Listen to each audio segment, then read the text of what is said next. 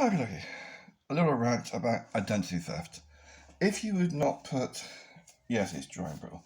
If you would not give some local junkie or dodgy Dave down the road your name and your address and your profile picture, why the hell do you put it on the internet for everyone to see?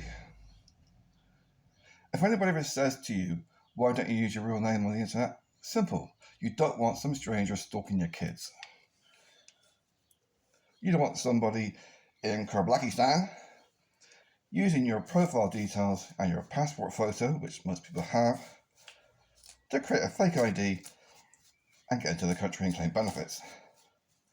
The reason that social media wants you to use, wants you to use your real details and prove that you're real is because that way they get more money for selling your information.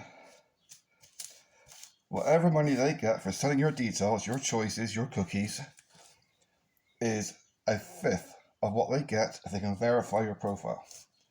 And they get 10 times that if you provide an actual identification, like a passport, driver's license. So, oh, shall I shave my head? So yeah, if you want to keep using your real name, your real passport photo, your real details online, don't complain if somebody steals your identity, because you're handing it to the planet on a platter.